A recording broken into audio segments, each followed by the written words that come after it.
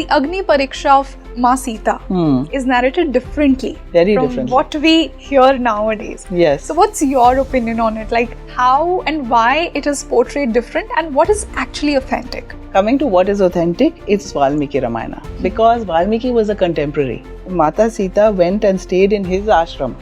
She had her two sons in that ashram.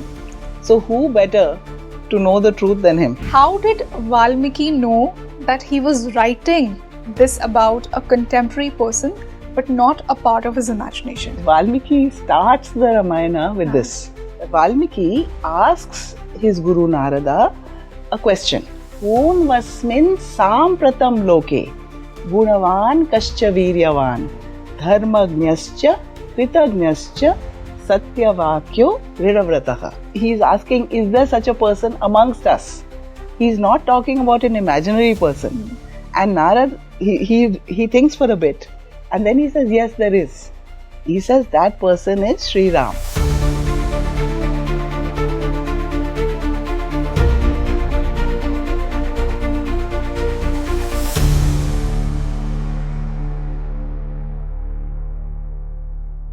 Hello everybody, this is your host Rangoli Sharma and welcome back to Speaking Tree. Another day and I've brought to you another exclusive episode of our English series Mystic Mind. See, when we talk about Ramayana, different versions tell different stories. Some justify Sri Ram's actions, some talk about Ma Sita differently. In today's particular episode, we delve into Valmiki's Ramayana. What makes it so different? What makes it so special? How it portrays Sri Ram? How it portrays Ma Sita, why some episodes are missing and why some episodes are described differently. If these are your questions, this is the podcast for you. And the guest who has joined me today, she's a renowned author, speaker, a dedicated student of Vedanta and Bhagavad Gita. I would like to welcome Priya Arora. Ma'am, welcome to Speaking Tree. Thank you so much for having me. It's such a pleasure to have you on the show today. I do believe that, these days so many versions of the Ramayana are there. Different people say different things and so many things have been twisted in some way or the other. So when a reader, wants to read Ramayana for the first time, they might have this idea like, what should I really believe? And I think the confusion comes from the fact that, as we were discussing off the camera, that it's very unfortunate that we have included Ramayana and texts like Mahabharata as mythology. Right. But you said they're Itihas. Yes. So I want to know first, why to put them in Itihas and not mythology as people usually do, and then we'll talk about the different variations in the Valmiki Ramayana that we see today. So the reason is that in all the Shastras, these two are referred to as Itihas. They're never referred to as mythology. So Itihas means it happened so. Yeah. That's what the meaning of Itihas is. This is how it happened. Exactly. And so these two stories, one is of the Suryavanshis, the other is of the Chandravanshis, the Ramayana and the Mahabharata. And the purpose of these is to showcase Dharma. That's the only purpose of these two epics actually, because Dharma is a topic that cannot be taught to anyone. I cannot explain to you, or no one can explain what is Dharma. It's very difficult. So in the Mahabharata, in fact, Yudhishthira asks Bhishma when he's on his bed of arrows, he asks him, what is Dharma? Can you explain it to me? And Bhishma says, no, I can't. Dharma, he says, is very sukshma. Sukshma is subtle. Yes. He says it's nuanced. Yeah. There is no one size fits all. I cannot tell you that this is Dharma in every circumstance, because what is Dharma changes by context. What is Dharma in one situation may not be Dharma in another. So there is no hard and fast rule of what is Dharma and what is Adharma, actually. So that may sound odd. So you'll need an example to understand it better. Exactly. So what is Dharma is that which is the right action in the circumstance which takes into account the good of the many. So it's something, what you say in Hindi, Lok Kalyan ke liye. You're doing that. You're not doing this for your own benefit. So any action that you do with the public good in mind is Dharma. So to give you an example, Sri Krishna explains this to Arjun in the Mahabharata. Because he also is confused as to what is the actual meaning of dharma.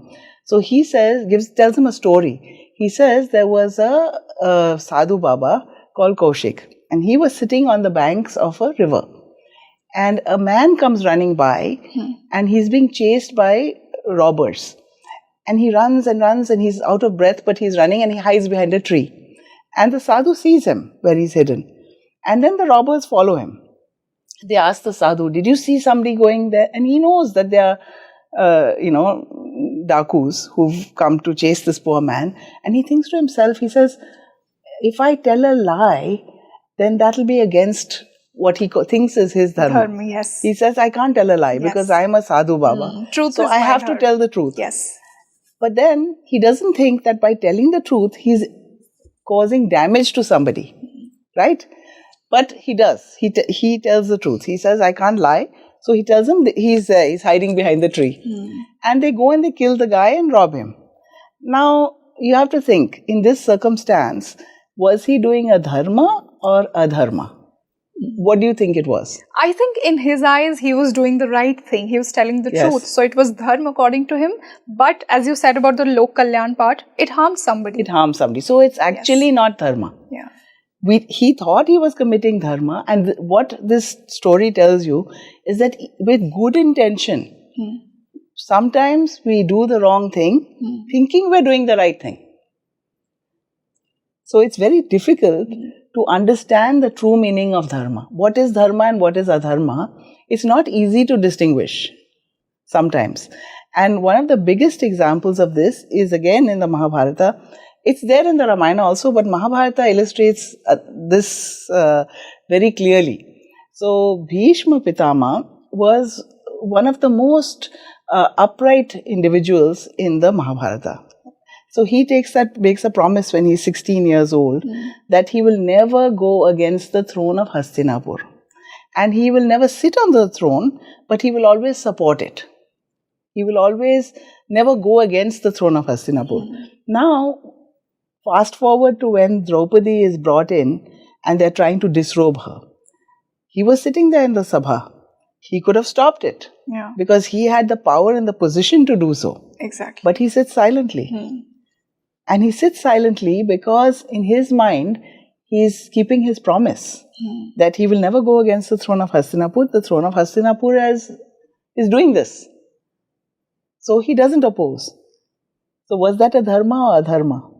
It's actually an adharma. Exactly. He should have, in that context, broken his promise and come to her aid. Because in this context, the higher dharma was to protect her. Yes. Now both are dharma. Keeping your promise is dharma. Protecting Draupadi was also dharma. Yeah. But which was the higher dharma? Protecting her. So that is the difference. I think in life also we have to balance. We have to balance. So you can't go by right and wrong. So the difficulty with dharma is that even a good person like Bhishma made this huge mistake. Yeah. He made a lot of mistakes actually in this with this confusion. He did that with Amba. You know the story of Amba, right? So he stole Amba from her Swayamvara, and she was in love with Shalva. She was going to garland him at the Swayamvara there. But before that could happen, he stole her and her two sisters to marry his brother Vichitravirya. Now, once she came to Hastinapur, she said, listen, I am in love with somebody else. I can't marry your brother. And he said, oh, sorry, I did not know that. I'll send you back to him. So she's very happy. He sets her up in a chariot and he sends her to Shalva. When she arrives at Shalva's place, Shalva says, why have you come?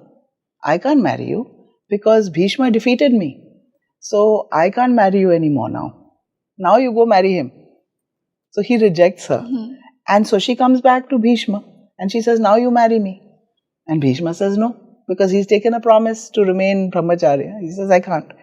Now here again, she goes to Parshuram, who is Bhishma's guru, and says, listen, your student is doing this. Because in those days, gurus had a lot of influence. Please talk to him. Yeah. So Parshuram comes and Bhishma insists. He says, no, I can't break my promise. And they fight for 21 days or something like that. And it ends in a draw because both of them are incredibly powerful. But the important learning here is that again, he stuck to his promise rather than the circumstance. See, he messed up her life. Now she was neither here nor there. Right? The person she was in love with rejected her. Yeah. Because of Bhishma. Now, what would she do? So he actually should have married her. Well, his guru told him he should marry her. But he was stuck to his promise.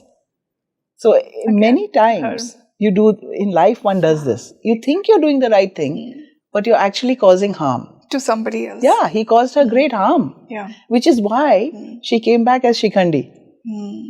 See, that whole thing, karma never lets you go. Yeah. You do something, you cause harm, it'll come back to bite you at some point.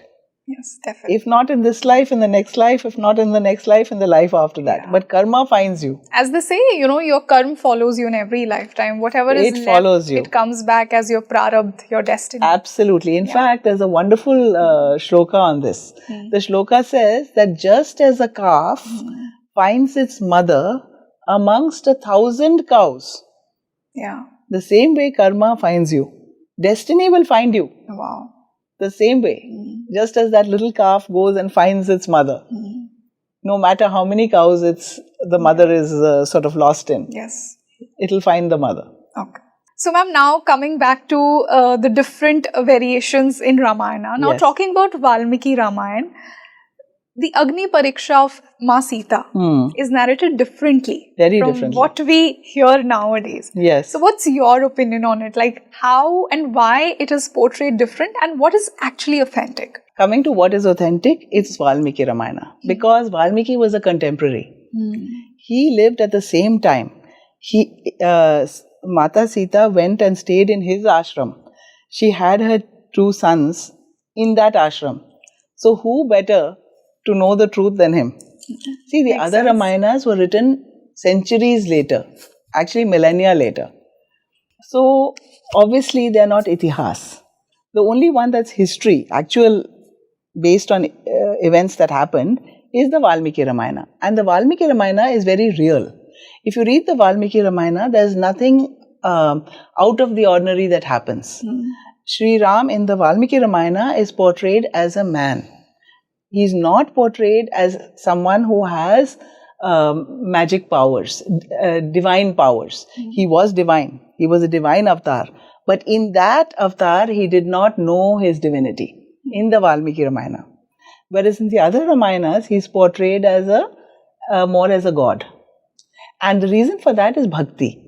So there's a different viewpoint. The Valmiki Ramayana is not a piece on bhakti.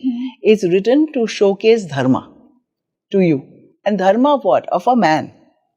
So it concentrates on his human qualities, which is very different. So you were asking me about the Agni Pariksha. Yes.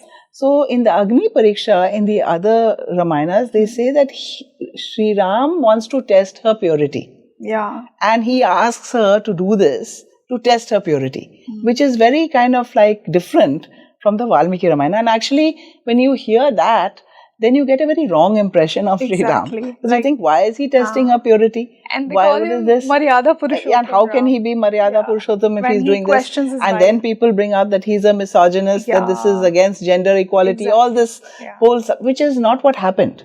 So we have to base it on what happened, not base it on what was written later. Yeah. So what happened was, Sriram loved Mata Sita like no man loves a woman. Actually, he adored her. When she was kidnapped, he says, she is my heart. He tells Lakshman, you please go back. I cannot leave this place without her. She is my heartbeat. Wow. You know? And he could have gone back. He could have married somebody else. But he didn't. So what he does is he goes all the way, goes through all that hardship to recover. And all through the journey, he's crying. I miss her, I miss her. He sees her in everything. He sees the deer's eyes. Oh, they remind me of my beautiful Sita. She has beautiful eyes like the deer. The breeze is mellow. He says, oh, it's like her soft touch. So everything, the fragrance of the flowers reminds him of her. When he sees the birds, he says, oh, she used to love to play with the swans. So, he's absolutely in love with her. Now, when he goes there, recovers her, it's very odd that when she comes to him, he stands there coldly, looks at her and he says, I have recovered you now, you are safe, but we can't be together. Yeah. And he says, you are like a lamp to a blind person. So this is the simile he uses. So if you look at the simile, what is wrong here? Is the lamp at fault or is the blind person at fault? It's not the lamp that's got any problem with it, right? Exactly. It's the person who's blind who can't see the lamp. So what he's trying to tell her is that you are like that now. You are a bright lamp, but people will not see you as such. Now, why did that bother him? It didn't bother him. He was bothered for her. Yeah, what people might think of her. What she will go through when people criticize her, when people troll her, when people say bad things about her. Yeah. How would she feel? So his concern was not for himself. And he says that in the Valmiki Ramayana, which is missed out in the other Ramayanas. So what happens is she comes, he says this. And she gets very upset naturally because she said, why did you come here to rescue me then? There was no need to make this journey. Exactly. Just to come and tell me this, that we can't be together. Yeah. So, and she says, I'm not an ordinary woman. I'm Bhumija. I've come from the earth. I'm not like a loose moral woman. So I'm one of those who, if I was touched, when I was kidnapped, I was handled, it was against my will. But my mind has always been with you. My mind has never wavered. I have always been pure in my mind. And Ravan didn't touch her that way. But when he kidnapped her, he had to, he physically took her and put her in the chariot. So she says, if I was touched, it was against my will. But he's still standing straight. The reason is he wants her to speak up about her, to express the fact that she was okay and that nothing happened. That there was nothing untoward happened when she was in Lanka. Right. And the reason he wants to say that is because not for himself, but to reassure people when they go back to Ayodhya. Because people gossip, people talk. And she was going to be the queen. So she says that, okay, if my character is in doubt, I want to prove myself. So she says to Lakshman, she says, Lakshmana, Somitre, actually she calls him, Somitre, son of Sumitra. Chita me kuru, Somitre, she says. Make me a pyre, a chita. She says, I want to walk through that and prove my purity. Now he keeps quiet. Lakshman is shocked. What is happening? He looks at Ram to see, should I do this or should I not do this? He's also looking straight. He doesn't, give any indication. So she does it. She walks through and she comes out. Agni Dev brings her out in Valmiki Ramayana. The description is he carries her out because like a father carries a daughter. And he says to Ram, here is your Sita. She is the purest of the pure. I as Agni am Sakshi that she is pure. So you know what he says? He says, I know. I didn't do this for myself. Now this part is not there in other Ramayanas.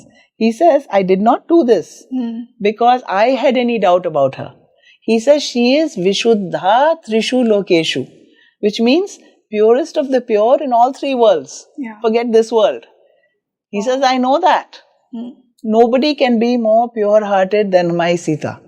He says, then why did I do this? He says, because I didn't want, we are going back to Ayodhya, I didn't want people to talk rubbish about her. Now that she has done this, the tongues will stop wagging. Yeah. Now people would believe the truth. People would believe because Agni has said. Yeah.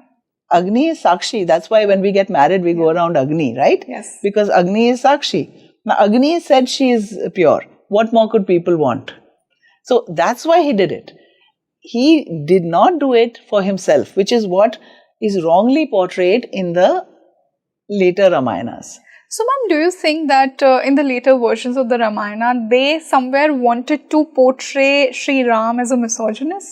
That's not it. No, I don't think they wanted to portray him as a misogynist. They just wanted to, by then there's a lot of social thing that came in. So they wanted to portray her the importance of purity in a woman.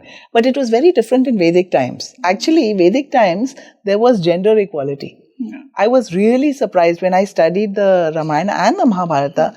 You study any Vedic text, you'll see that men and women have equal status. Women are never second class. Never.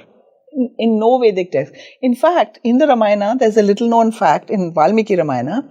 When Sriram goes to the forest, everybody tries to stop him from going. Yeah. But he says, no, I will go because a promise is a promise. So he insists on going. Finally, Guru Vashisth, who is their Kula Guru, he's the family Guru. So Guru Vashisth says that, okay, you're insisting on going, jao, we can't stop you. Let Sita stay back and rule. Can you imagine how progressive society must have been that he's suggesting that she be the ruler of Ayodhya? And a country like, a kingdom like Ayodhya, not country, kingdom like Ayodhya, which was a very vast kingdom. So that shows gender equality, right? She decides not to do that. So, ma'am, it was Guru Vashisth Brahma Rishi who was like very supportive of the idea of, gender equality, as you said. So that in all our Shastras, actually in all our Shastras, you will find gender equality. Yeah.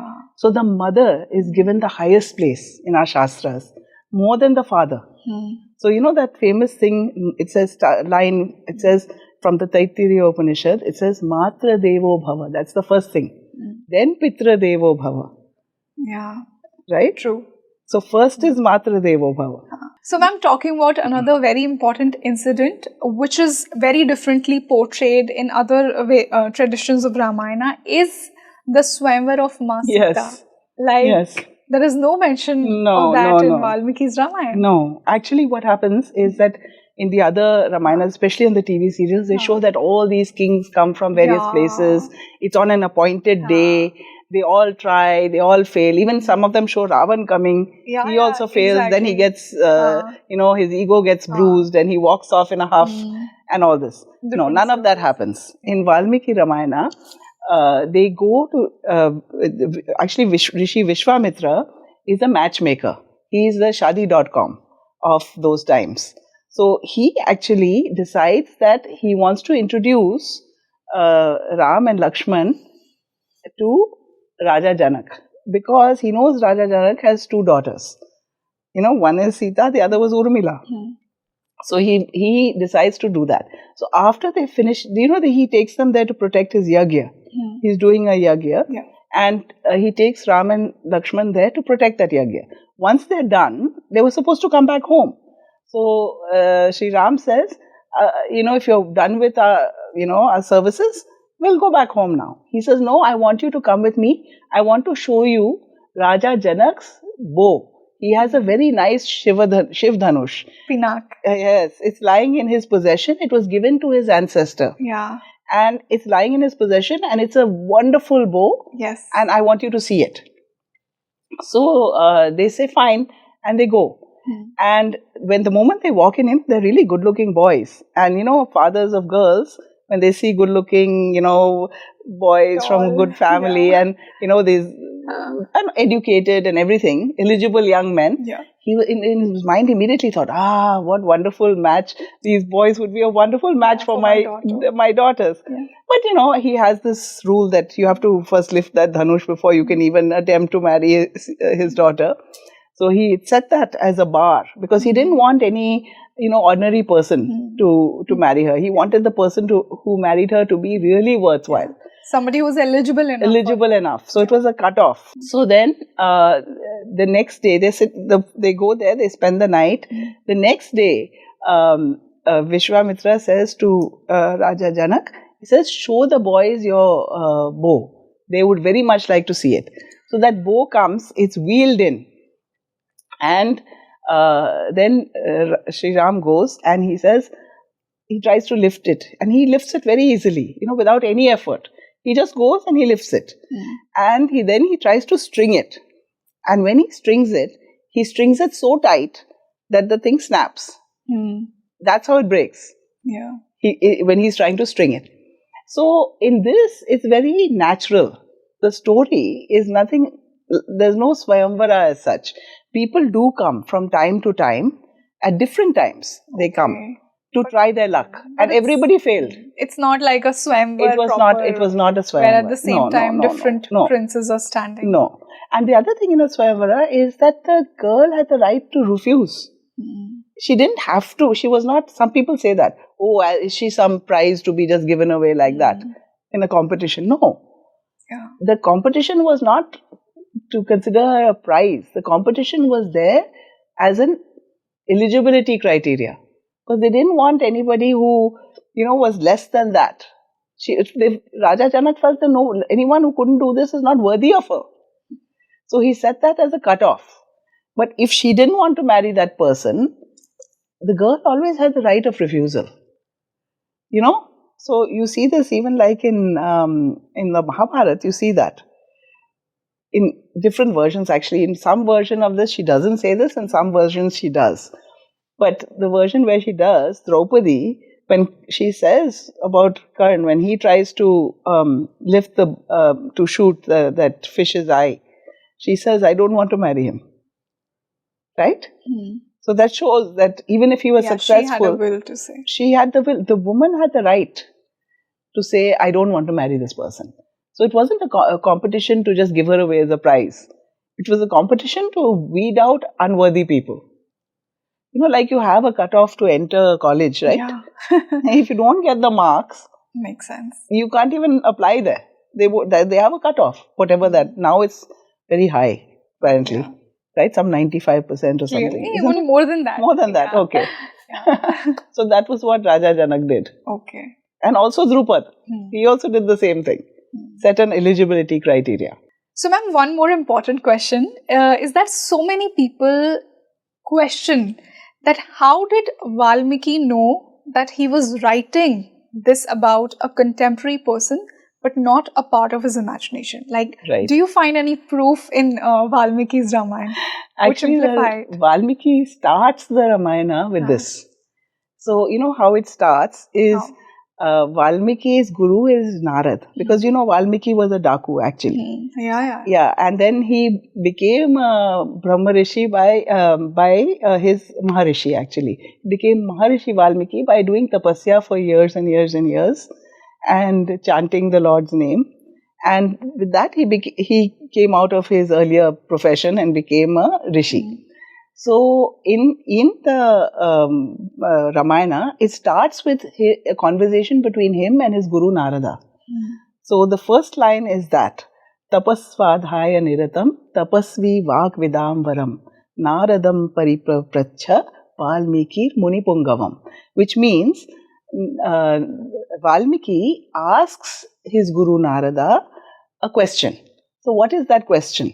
The question is to do with exactly this, proving that he's talking about a contemporary person. The question is, Kon vasmin sampratam loke, gunavan kascha viryavan, dharmagnascha, kritagnascha, satyavakyo dridhavrataha. So what this means is Kon vasmin, who is there in today's world, sampratam loke, meaning in our time, who is dharmagnya. That means a person who understands the meaning of dharma. And dharma is not easy to understand. When to do what is not always easy because it's context driven. But is there a person who understands dharma clearly? Who is dharmagnascha kritagnascha, who is ever grateful. Satyavakyo, who is truthful. And dridhavrataha means resolute, who is resolute to his purpose. So it starts with that. He's asking, is there such a person amongst us? He's not talking about an imaginary person. And Narad, he thinks for a bit. And then he says, yes, there is. He says that person is Sriram. Okay. He says he's born in the Ikshvaku Kul. And he is the person who fits this bill. And he tells him the story. So in the Ramayana, it starts with the Sankshipta Ramayana, like a brief Ramayana where he tells the whole story to Valmiki, very briefly. And then he says, this is the story, I think you should write about it. And then the way it goes is that Valmiki actually, he listens to this, then he goes to do his Sandhya Vandana, in the river. And there he sees two birds. They are Saras cranes. Now these birds, they mate for life. So if one dies, the other one gets really upset and actually also dies of sorrow. He sees these two birds, they're mating. And then an arrow comes from nowhere and hits the male bird. And it drops dead. And obviously the female bird is so upset. So Valmiki sees this and he is so upset about this scene, that this bird is thing. A shloka comes out of his mouth. That first shloka, the form of the shloka in which he wrote the whole Ramayana. Yeah. And he says, may that hunter never find peace. Then he goes back to his ashram, he's still thinking about these birds. And then Brahma comes to him. And he says that, now that you have recited this shloka, it's so in such beautiful verse that you write the story of Sriram, and I will give you the Divya Drishti to see things as they actually happened. Just like in the Mahabharata, Sanjay had that Divya Drishti, and he was able to relate to Dhritarashtra exactly what was happening, play by play on the thing. So similarly, he gets that power. And then he says, use this shloka and write the whole story of the Ramayana. So it starts off with that this is a story that happened. That actually happened. Itihas, as yes. It was. Yes. Ma'am, one more very important, you can say, a blame game that people chose to question Sri Ram was his Maryada. They say he was Maryada Purushottam Ram. So there are some instances that are mentioned which make people question his Maryada. That what kind of king he was, if he questioned his own wife's purity, if he killed Vali. So Vali's incident is one incident that I would like to, know from you in detail, what actually happened and how it makes people question Sri Ram's Maryada. Right. So first you have to understand what is Maryada. Yeah. Let's start from there. Yeah. So most people understand Maryada as boundaries, which it is. It is being within boundaries. And Purushottam means the highest of human beings. So he was the highest of human beings who stayed within boundaries. The question is boundaries of what? So most people think it's boundaries of rules, that he was bound by rules, by right and wrong. And that's why he did what he did. No, he was not bound by rules. He was bound by Dharma. So he was Maryada Purushottam because he never exceeded the Sima of the Maryada of Dharma. He always stayed within what was the dharmic thing to do. So then we come to have to understand what is Dharma. Yeah, that's we understood. Yes. Yeah. So Dharma is not religion. Yeah. Dharma is not duty. Well, duty is a part of Dharma, but it's not the entire meaning of Dharma. Dharma is the right thing to do in a context for the good of the many. That is Dharma. And it's difficult to decide what is Dharma and Adharma. Yeah. So now, coming to this, apply Dharma in the killing of Vali, not right and wrong. Because if you apply right and wrong, you will think he is not Maryada Purushottam. If you apply Dharma, you will think he is Maryada Purushottam. You will realize that he is Maryada Purushottam. Yeah. So what is the difference? Now, Vali had committed a crime for which the punishment was death. What was that crime? The crime was stealing his brother's wife and cohabiting with her. Yeah. Now that, first of all, taking a woman against her will, kidnapping a woman, was a grave sin in Vedic times. In fact, putting your hands on a woman was considered a grave crime. Yeah. So and that was punishable by death actually. So he had committed this terrible crime. Then on top of that, Sugriv was his younger brother. So he should have looked at his wife, Sugriv's wife, as his daughter-in-law. Because a younger brother was considered like a son in Vedic times. So on 2 counts, he had committed serious crimes. One is, of course, cohabiting with a woman against her will. It's equivalent to rape, right? And the second was that this woman was his young brother's wife. Made it even worse. Yeah, multiplied it. Yeah. So now Vali could not be killed. Why could Vali not be killed? Because Vali was the son of Indra. And Indra had given him a necklace. It was like a magic necklace. And this necklace protected him from harm. How? Whoever stood in front of Vali to fight with Vali, 50% of their strength would go to that person. So it would, supposing I'm Vali and you're, say, Sugriv, if I'm fighting with you, your strength 50% would come to me. So obviously you can't win. Exactly. So this was the problem. So what Sri Ram does is he makes a deal with Sugriv. He says, you fight with Vali and I will not be in front of Vali. I'll kill him from behind a tree. Now you'll think, how can Maryada Purushottam, Sri Ram, kill someone in this unethical way? Yes. Clearly against the rules of battle. Yeah. Because in the rules of battle said that you have to face your opponent. You cannot kill be a third party, killing someone who's fighting with somebody else. Right? But there was no other way of killing Vali. And Vali had to be brought to justice. So the question here is, if you have to uphold Dharma, and there is no straight way of doing it, you have to bend the rules. Now you'll say that, then we can bend the rules for anything. No, you can't. It has to be for the Lok Kalyan. So if you bend rules for Lok Kalyan, then it's Dharma. But if you bend rules for your own Kalyan, that's not Dharma. So you have to understand this from that point of view.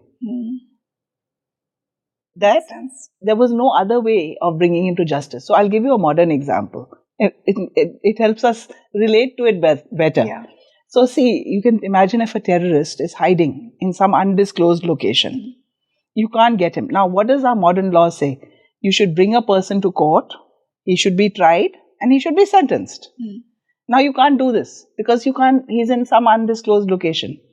So, then what you do is you go to that undisclosed location, you find out where it is, and you take him out in the middle of the night. Now, is that Dharma or Dharma?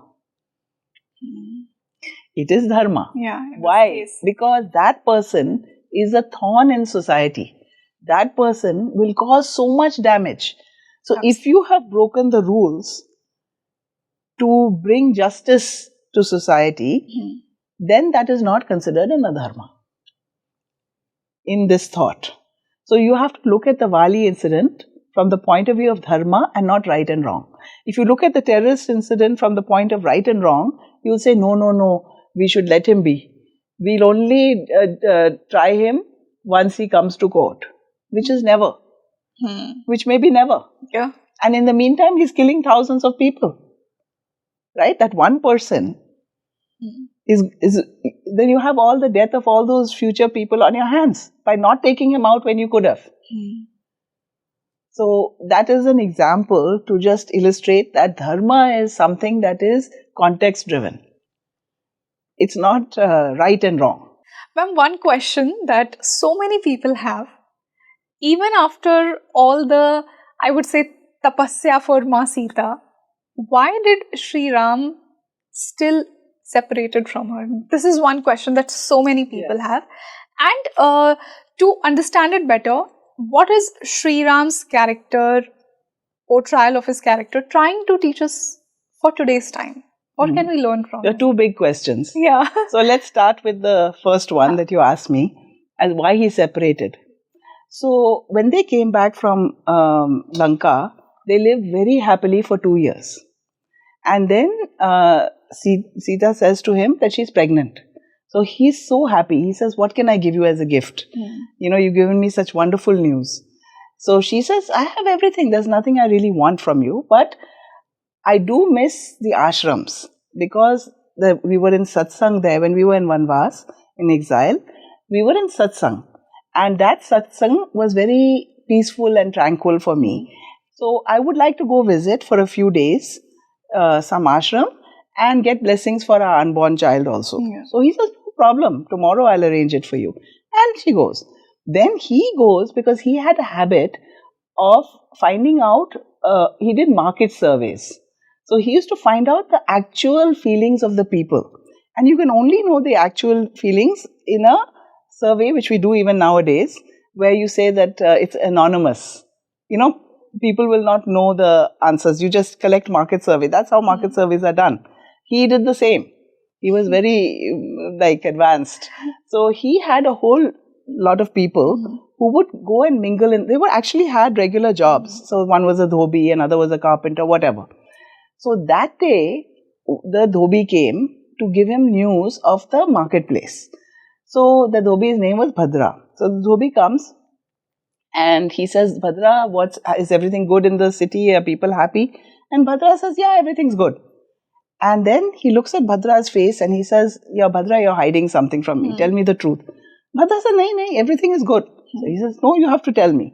No matter what it is, even if it's against me or someone in my family, I need to know what the people are thinking. Because their welfare is uppermost in my mind. So Bhadra says, okay, if you insist, I'll tell you. They are saying that you did a great job by taking out Ravan because he was a atyachari. But you have done us a great injustice, and the language is important. You have done us a great injustice by bringing Sita back and placing her as our queen. Because we don't accept her as our queen. Really? Yeah, that's what the people said, that we don't accept her as our queen. So now he was like in a state. So he sent Bhadra away and he thinks about what to do. Because he wanted to know what would please the people. Now what would please the people is to remove her from that position. Because they did not want her. They didn't have elections in those days, but he acted as if they had elections. According to the will of the people.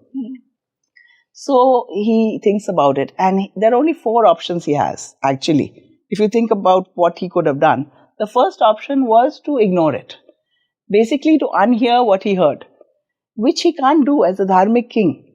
As a dharmic king, once he knew that, if Bhadra had never told him, there would have been no problem. But he heard it, that the people are not happy, they don't want her as their queen. How can he disregard it? That's not possible. Second option was he could have left the palace and gone back to the forest with her, and that would have made him happy because he had no greed for the kingdom. He was by this time about 42 years old. At that time, when he left, he was 25. He didn't have greed at 25. By the time, as you get older, you have less attachment, right? Hopefully. Yeah. So, hopefully, yeah. Right. So, if he could do it then, he could do it now. It was not that he cared, but that would be dereliction of duty. You cannot abandon your duty for your personal satisfaction. It would have pleased him personally to do that, to go away to the forest with her and tell the people, listen, you don't like my wife, I'm going. But then the people wanted him. They only didn't want her. So that he couldn't do because that's dereliction of duty. Third option was please the people, marry someone else and send Sita back to Raja Janak. He couldn't do that because he was madly in love with her. How can he marry somebody else? That option was out. So there was only one option left, which was not a good option. Yeah. But the only option left. And you love someone, you separate from them? No, the only option left for him was, okay, she said she likes to go to the ashrams. Let me place her there. At the back of her mind, it still left the opportunity. Now, he doesn't say this, but I'm extrapolating here. It left the door open to bring her back at a later time because this Valmiki's ashram was in his kingdom.